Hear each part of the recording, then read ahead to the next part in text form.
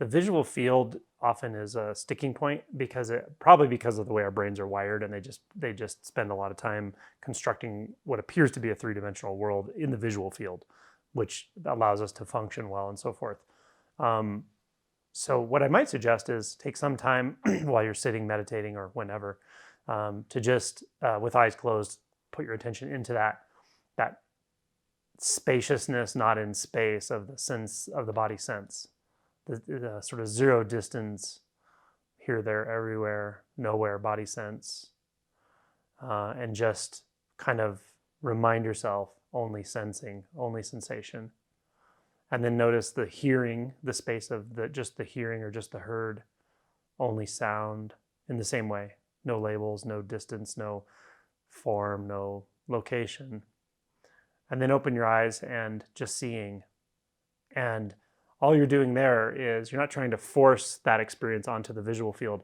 Rather, just letting that that knowing come forward in the visual experience, and by actually like sort of rotating through those sense modalities just slowly over time, even when you're not meditating, you might start to notice that the same quality of spacelessness or non-locatability of the sound and sensation starts to sort of show up in the visual field.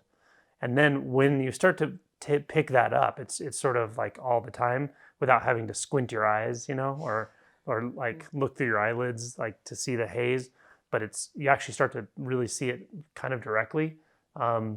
Then when you feel like that's sort of there a good amount of the time, or at any given time, you can start to really just gently probe, like all the way from what might feel like where the subject should be to where the objects should be, and just gently see, like, is there any demarcation anywhere? Is there any sense of a boundary between a self and objects anywhere? And that, again, this isn't a really goal-directed thing. It's more just an exploration of the direct raw experience.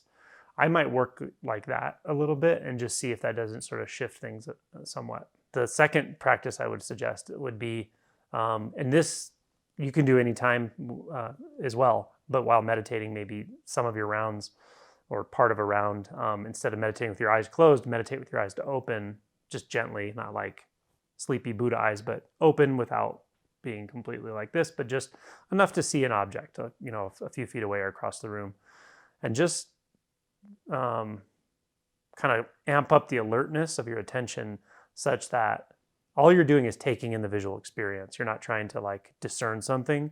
You're taking it in as a raw experience of that apparent object there. And you're just, the alertness you've amped up is to see how long you're with that raw experience before something checks back in with the mind that goes, oh, I'm here experiencing this, I'm practicing, whatever, or just chatter.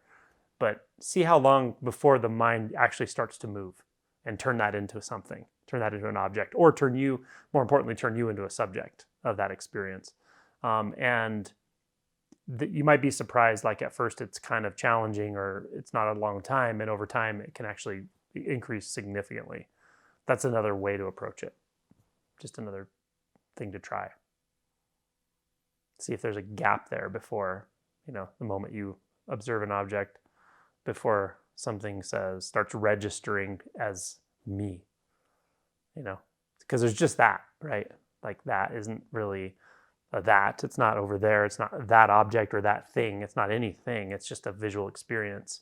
If you could say there's someone here and there's someone there and there's someone there and someone there, that's not, that's equally true of all points of view somehow, until something bounces back here and goes, oh, that's me. This is me and that's that. That object is an object helping define that I'm a subject, if that makes sense.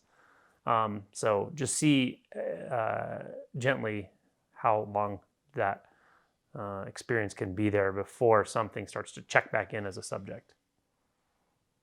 Subtle. It's a subtle thing, but it can make a big difference.